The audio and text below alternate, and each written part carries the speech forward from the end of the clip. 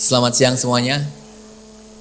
Terima kasih sudah hadir di sini. Terima kasih juga untuk MMA Global memberi kami semua kesempatan untuk berbicara di panggung ini. Tadi udah saya tanya mau bahasa Inggris atau bahasa Indonesia. Saya kalah vote pakai bahasa Indonesia. So if any one of you need translation, hopefully there are translation for this session. Another thing that I would like to say to the MMA Global, I'm sorry that I'm going to hijack this talk show a little bit. I'm changing it to more suitable to the audience in here. Jadi awalnya temanya itu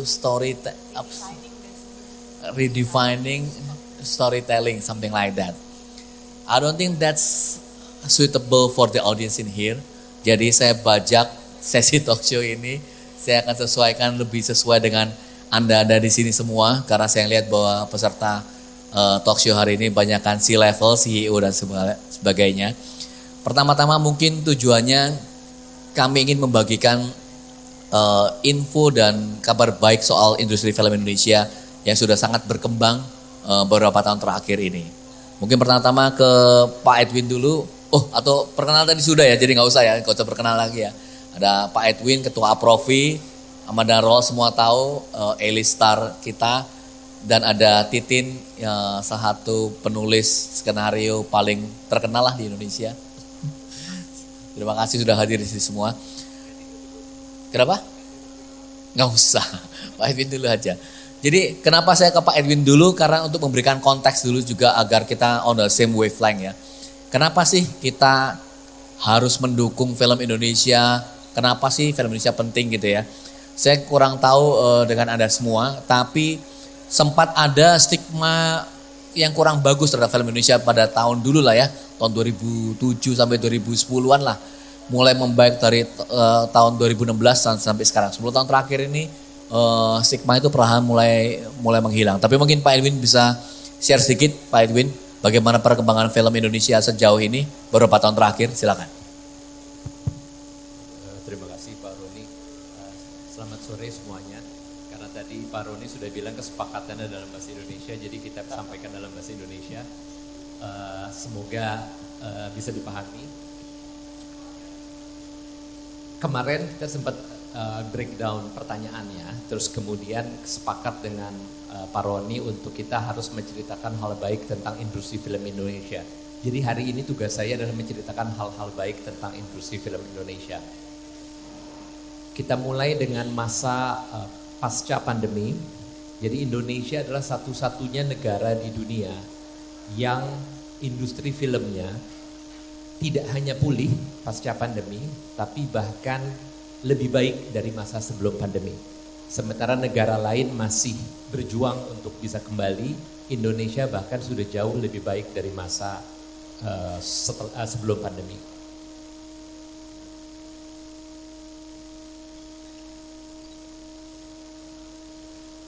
Ini sedikit data mengenai perkembangan jumlah penonton. Setelah pandemi tahun 2022, penonton Indonesia sudah langsung lebih baik dari masa sebelum pandemi. Dan 2 tahun terakhir, 2024 dan 2025, sangat signifikan lonjakannya. Setiap tahun selalu ada kenaikan. 2 tahun terakhir jumlah penonton film Indonesia mencapai lebih dari 80 juta penonton. Ini angka yang sangat tinggi untuk penonton film Indonesia. Tapi di satu sisi sebenarnya angka ini masih tergolong kecil jika dibandingkan dengan jumlah penduduk Indonesia yang sampai 250 juta. Negara seperti Korea yang industri filmnya sudah sangat maju, sebelum pandemi itu penonton film lokal mereka bisa 2 kali lipat dari penduduknya. Jadi 50 juta penduduk, ada 100 juta tiket terjual.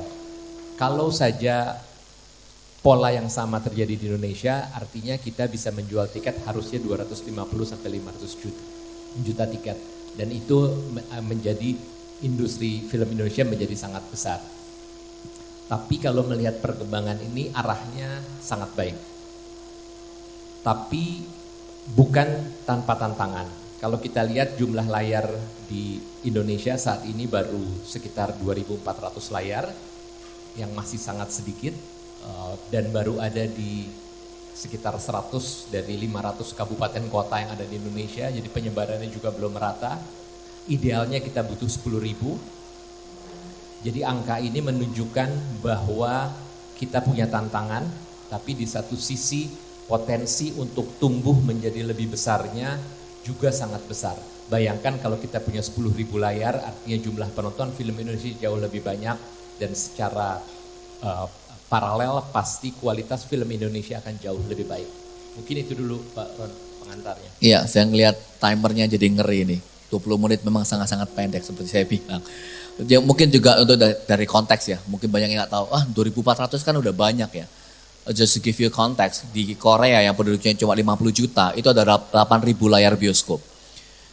Terus negara-negara yang adidaya seperti Amerika itu ada 55.000 layar bioskop. Dan di China ada 98.000 bioskop. Jadi kita 2.400 itu sangat-sangat kurang.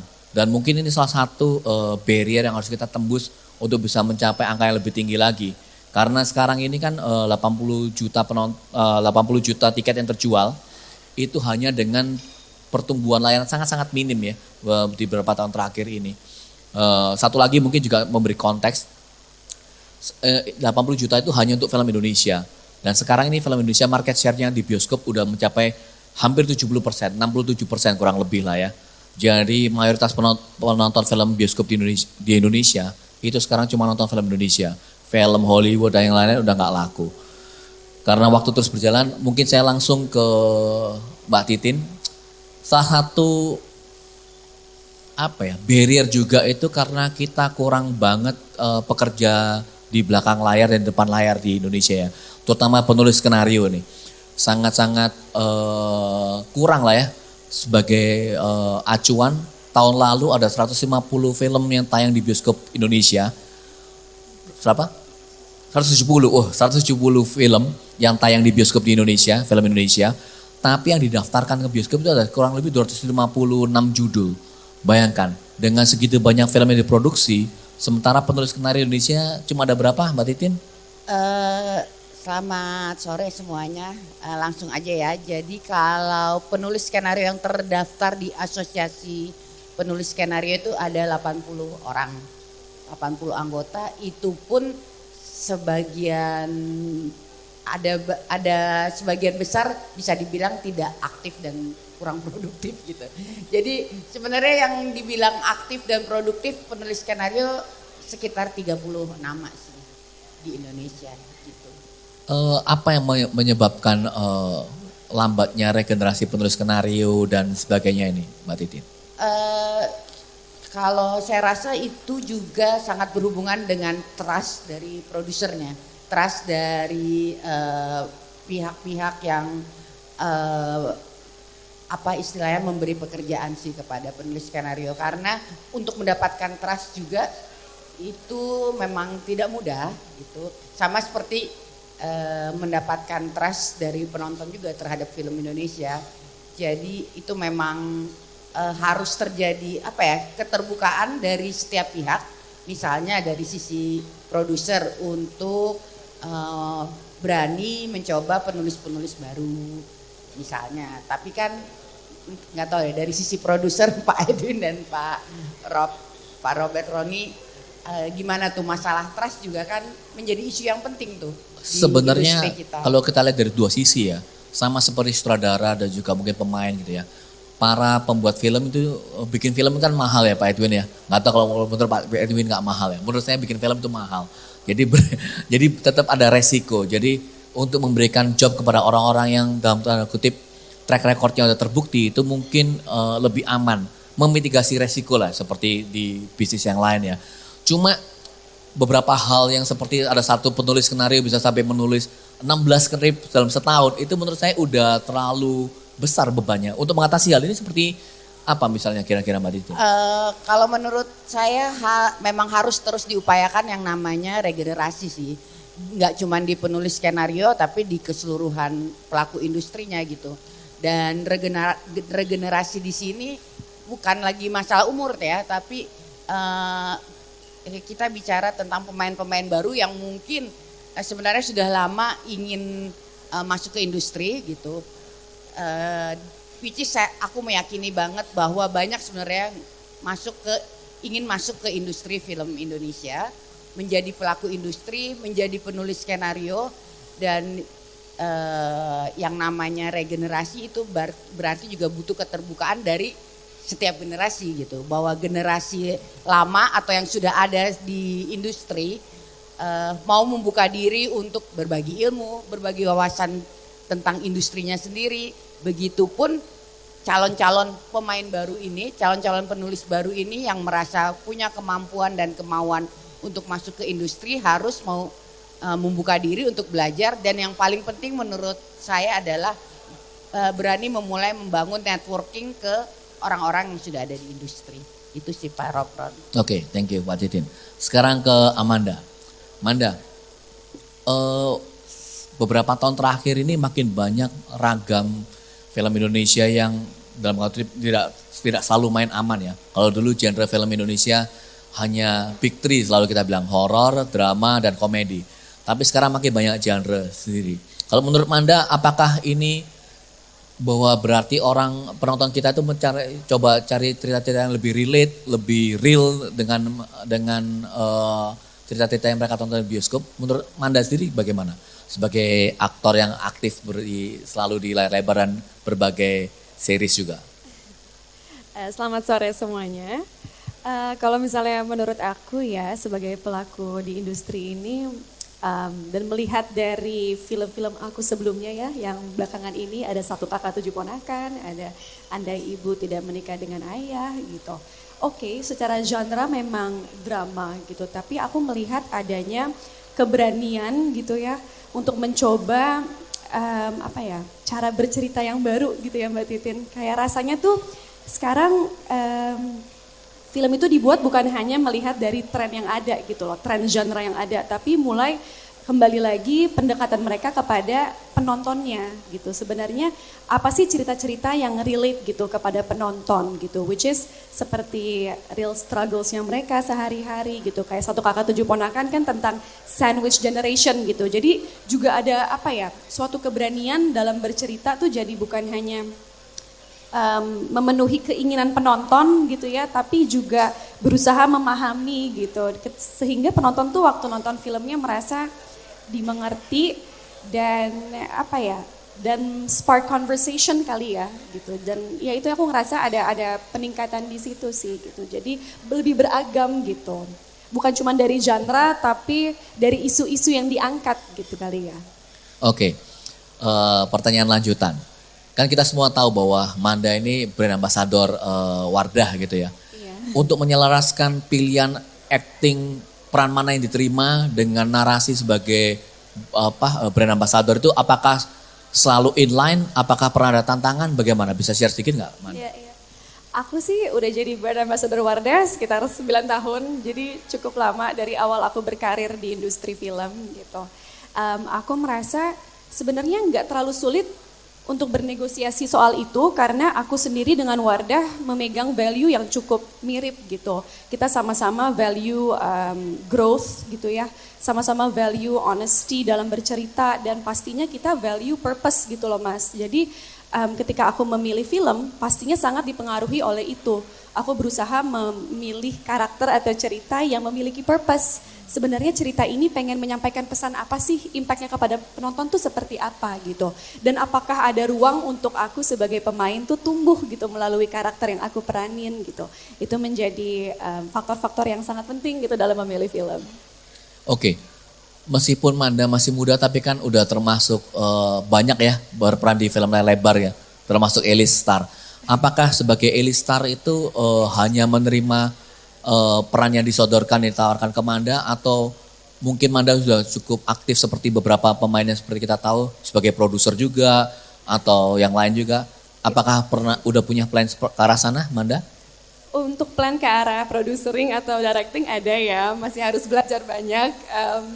Tapi ada pikiran ke sana gitu, karena sebagai aktor tuh sebenarnya nggak terlalu punya kebebasan untuk memilih ya gitu. Kita lumayan limited dengan offer-offer yang kita dapatkan gitu. Jadi suatu hari pengen banget one day I can produce my own film maybe, supaya bisa mendapatkan karakter benar-benar yang aku pengenin gitu. Oke, balik ke produser Pak Edwin.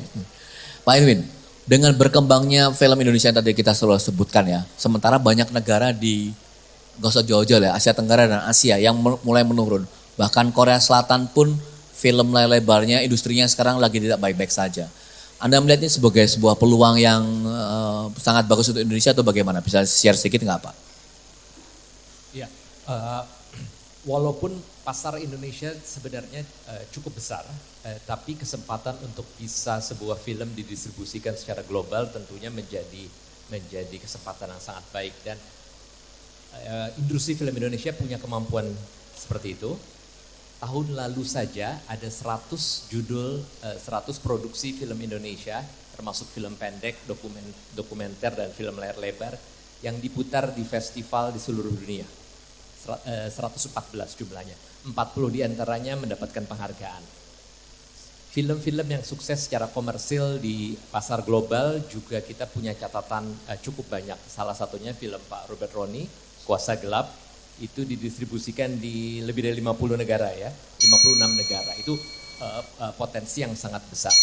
Di digital streaming platform juga begitu.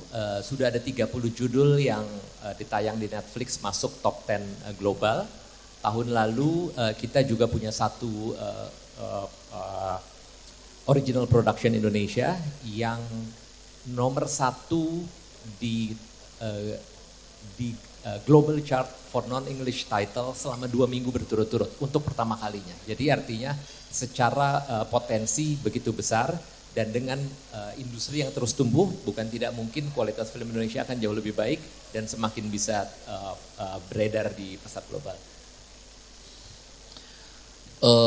Balik ke Mbak Titin, untuk masalah genre nih Mbak. Sebagai penulis di Indonesia tadi sempat saya bilang bahwa big three genre kita kan drama, komedi dan horor. Apakah sebenarnya para penulis kita ini memang selalu nyaman dengan 3 genre ini atau sebenarnya ini keinginan produser yang selalu berkecimpung di 3 genre ini? Sebagian besar memang keinginan produser sih gitu. Tapi memang untuk saat ini karakter penulis-penulis skenario di Indonesia memang masih seperti tadi Amanda bilang masih berusaha mengikuti pasar walaupun sambil terus berupaya untuk bisa juga membentuk pasar baru di mana cerita-ceritanya menjadi lebih relevan dengan apa isu-isu yang terjadi seperti yang tadi Manda juga sudah sampaikan gitu, bahwa penulis-penulis tetap mencoba keep up to isu-isu yang sedang relevan, tidak cuma masalah apa yang disampaikan lewat cerita tapi juga bagaimana cara berceritanya, memakai bentuk seperti apa, dan aku rasa itu bisa lebih luas daripada sekedar horor, drama maupun komedi. Itu sih. Oke, karena waktu tinggal sedikit, mungkin final thoughts dari Manda, Pak Edwin dan juga Titin juga, silakan. Mengenai, kalau mungkin ke Manda lebih ke gini sih, menurut Manda apakah ada cerita-cerita tertentu yang perlu kita angkat lagi yang inline dengan hal yang lebih relatable dengan generasi kita supaya film Indonesia bukan cuma sekedar maju tapi juga bisa jadi lokomotif buat industri yang lainnya misalnya. Bagaimana Manda? Mungkin kalau dari aku mengangkat tema atau cerita yang kembali lagi penonton tuh bisa merasa dekat gitu ya dengan cerita itu. Jadi lebih relatable itu sangat penting. Mungkin gini kali ya, memperlihatkan cerita atau karakter yang lebih multidimensi gitu. Bahwa kita bisa kok ambisius sekaligus insecure contohnya gitu. Jadi lebih berlayer gitu sehingga penonton tuh waktu nonton mereka merasa diwakili, mereka merasa dimengerti, mereka merasa tidak sendiri gitu. Aku rasa itu saat ini yang sangat diinginkan penonton kali ya gitu. Itu salah satu kelebihan film Indonesia dibanding film asing sih. Karena itu makanya sekarang generasi yang lebih muda embrace film Indonesia ya. Karena mereka jauh lebih relate dengan cerita-cerita Indonesia daripada cerita-cerita film Hollywood maupun dari negara lain. Betul. Dan mungkin misalnya kayak Sakatupo gitu ya, 1 Kakak 7 Ponakan. Itu kan mengangkat cerita yang bisa dibilang oke, drama. Tapi dramanya tuh cukup tabu sebenarnya gitu. Sandwich generation jarang sekali gitu kan diungkapkan, tapi filmnya berani menceritakan vulnerability gitu. Jadi menurut aku poin-poin seperti itu sih yang mungkin kedepannya diangkat ya. Tapi of course jangan mengikuti tren juga ya Pak. Aku merasa lama-lama penonton juga ada jenuhnya gitu. Mereka bisa melihat pattern gitu. Oh film ini dibuat sekedar memang lagi rame gitu. Semuanya langsung masalah keluarga gitu. Tapi mungkin lebih bervariasi juga ya. Menurut saya ini tantangan terbesar sebagai produser ya, Pak Edwin ya. Pak Edwin sih enggak ya, tapi banyak produser di luar sana itu ada me too attitude. Jadi satu orang sukses dengan satu genre atau cerita mirip, cerita tertentu, terus mereka bikin cerita mirip-mirip, premis mirip-mirip dan sebagainya. Mungkin final thoughts Pak Edwin? Mungkin saya malah ingin mengajak karena ini terus terang buat saya lingkungan yang baru. Jadi saya malah ya justru ingin mengajak teman-teman di sini bahwa industri film Indonesia sedang sangat maju-majunya, tapi kita terus butuh partner, butuh kolaborasi. Semoga kedepannya kita bisa bekerja sama lintas industri untuk membuat budaya sinema Indonesia semakin baik. Sedikit menambahkan, kami dari para filmmaker di Indonesia sebenarnya itu punya asosiasi seperti Aprofi ya, Pak Edwin ya, yang sangat-sangat open untuk kolaborasi dan kerjasama dengan semua bisnis, dari bisnis apapun lah ya, nggak harus media, nggak harus hanya cuma sekedar pingin built-in brand atau apapun itu. Karena menurut saya film itu sebuah lokomotif yang sangat bagus untuk mendongkrak bisnis-bisnis yang lain juga di Indonesia. Bukan cuma melulu tentang bisnis kreatif, tapi can be so much more. Dan itu sudah jelas terlihat di Korea yang sudah melakukan dan Hollywood yang terlebih dahulu, sejak dahulu ya. Final thoughts Mbak Titin? Ya kalau menurut aku karena industri film itu bagian dari industri kreatif dan industri kreatif itu adalah sebuah industri yang salah satu industri yang dibilang industri yang seksi ya. Yang kayaknya semua orang tuh pingin masuk ke situ gitu. Jadi menurut aku industri film Indonesia sendiri buat kita-kita yang sudah berada di industri itu ya harus terus mengembangkan dan mempertahankan industri film Indonesia sih. Karena begitu banyak sebenarnya orang yang ingin ada di industri film itu menurut aku. Oke, kalau saya fair warning dari saya, karena seperti tadi Titin bilang, bisnis film sangat-sangat seksi, banyak sekali orang pengen masuk ke bisnis film, tapi be careful who you work with. Jadi cari tahu, it's true. Cari tahu track record dia siapa, pernah bikin film apa aja, is he legit filmmaker apa enggak. Karena sama seperti mungkin bukan cuma bisnis film ya, bisnis apapun ya. Sebelum memutuskan kerjasama secara bisnis dengan siapapun, ada baiknya Anda melakukan due diligence dengan siapa Anda melakukan kerjasama. Mungkin itu dari kita karena sudah harus masuk sesi Q&A. Silakan jika ada yang mau bertanya untuk Mbak Titin, Pak Edwin maupun Manda, silakan.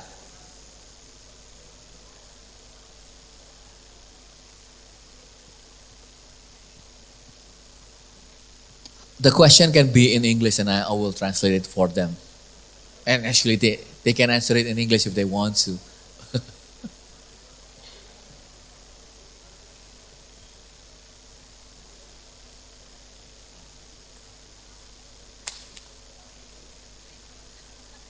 Oke, saya coba di bahasa Indonesia. Firstly, terima kasih. Ini dari pihak MMA. Kita kan biasanya kerjasama dengan brand, agency, telco, publisher, media. Pertama kali kita angkat topik Creative Summit ini juga gitu ya. And this is the first time we're actually inviting, personalities such as all of you on this stage. Dan ini menurut kami sebagai country head, mata saya terbuka gitu kan. Karena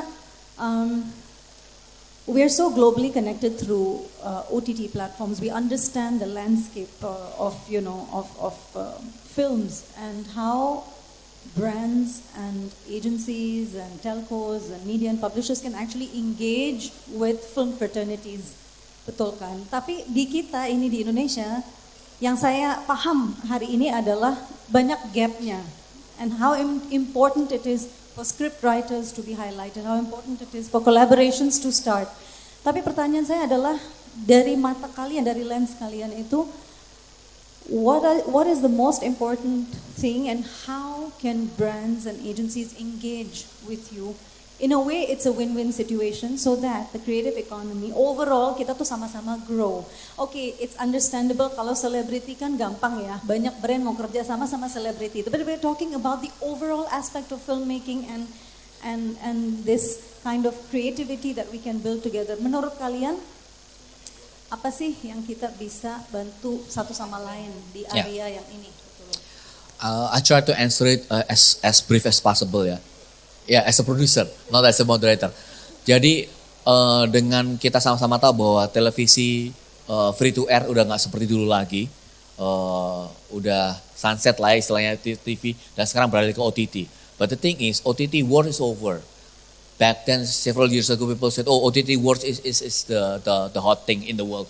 But OTT wars is over karena sekarang udah de facto Netflix menguasai dunia. Disney Plus udah nggak ada lagi di Indonesia, Amazon Prime juga udah nggak ada lagi di Indonesia gitu ya. Dan OTT asing seperti Netflix ini not really open for built-in product sebenarnya untuk brand dan segala macam.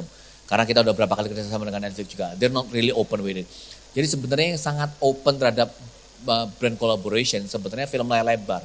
Dan memang secara exposure film layar lebar menurut saya memang jauh lebih besar dan seksi dibanding film straight to OTT ya.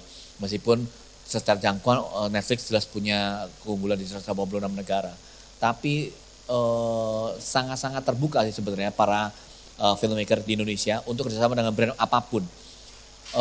Tapi yang pasti beda perlakuannya dengan televisi yang mungkin terlalu hard selling and in your face. Kalau di film sih harus disesuaikan dengan storytellingnya sih.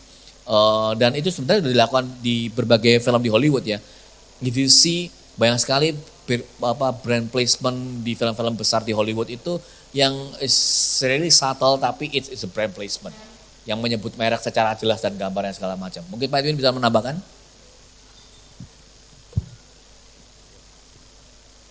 Iya Bu. Saya malah berpikir habis ini saya mau ngobrol sama Ibu Shanti untuk kita bikin satu kegiatan terpisah. Tapi ideally the collaboration start from the very early level, from the script development.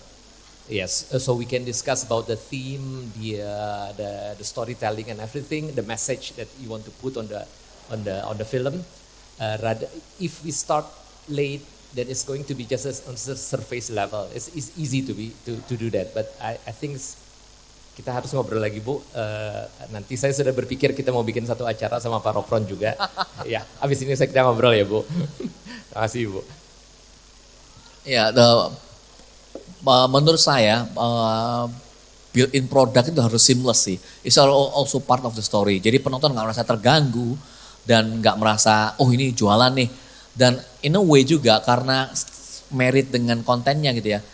Konten itu nggak bisa di-cut in a way, nggak bisa di-cut karena bagian dari cerita dari sebuah film gitu ya. Yang akan secara subconsciously masuk ke penonton dan akan berdampak bagus juga untuk brandnya sih. Mungkin Manda sebagai brand ambassador bisa cerita dikit mengenai built-in product dan segala macam di film. Pernah terlibat seperti itu nggak? Aku tadi setuju banget sih yang Pak Robert bilang produk itu masuknya harus subtil ya, harus subtle gitu. Karena penonton kita juga sangatlah peka dan kritis gitu. Sehingga jadinya on a surface level gitu.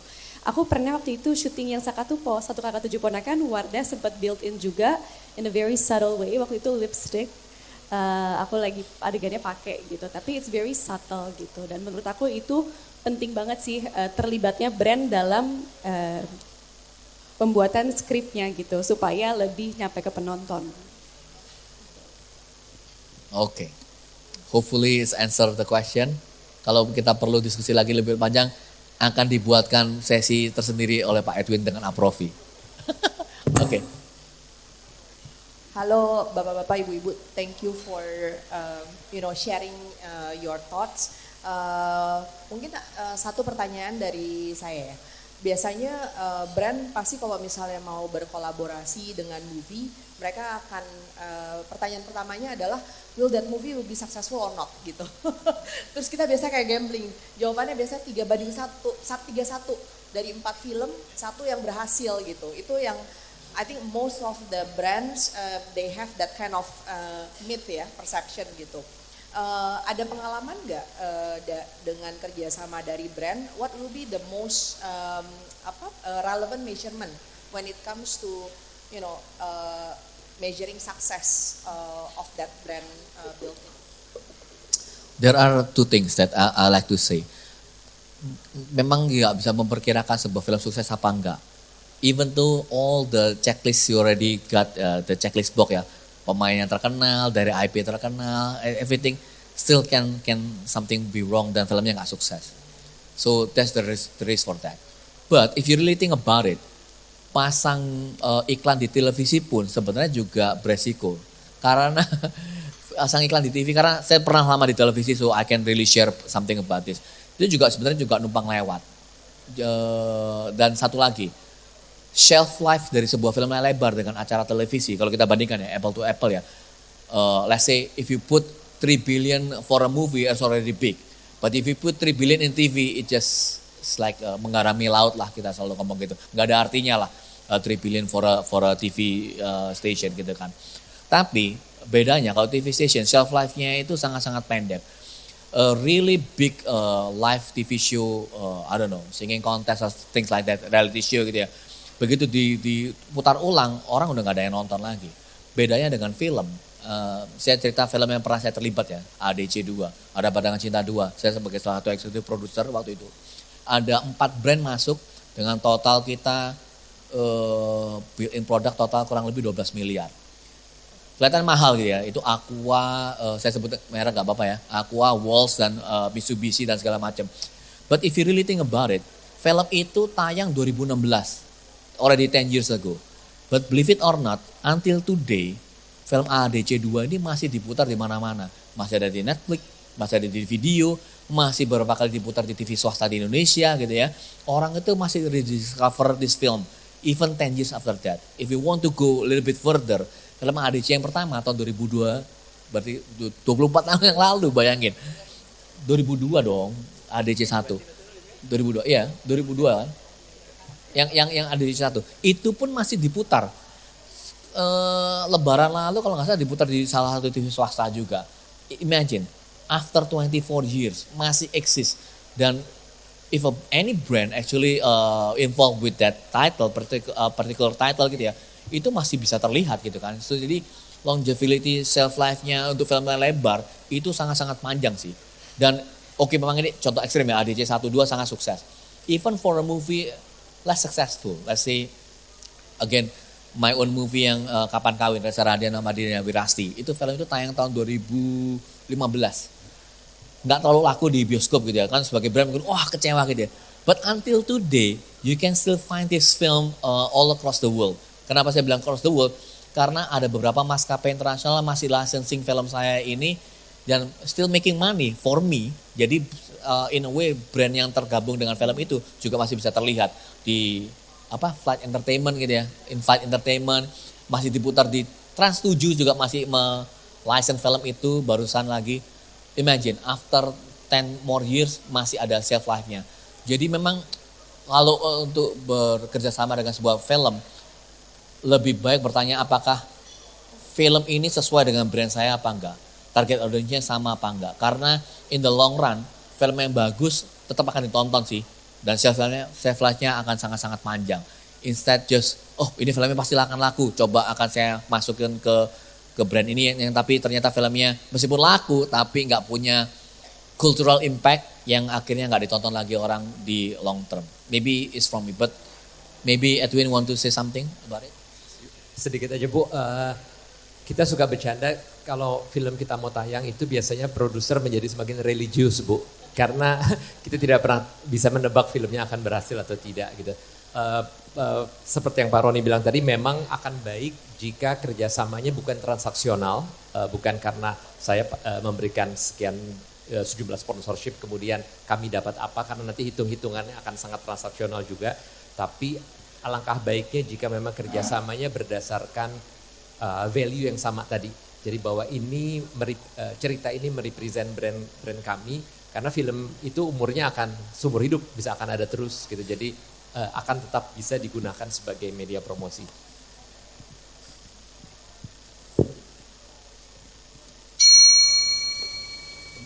Mungkin boleh satu pertanyaan lagi kalau ada. Masih waktu udah habis. Ada? Kalau nggak ada kita tutup berarti sesi ini bagaimana? Oke, terima kasih Pak Edwin, Manda, Mbak Titin. Terima kasih juga untuk waktunya dari MMA Global. Semoga apa yang kami sharing berguna untuk Anda semua. Terima kasih.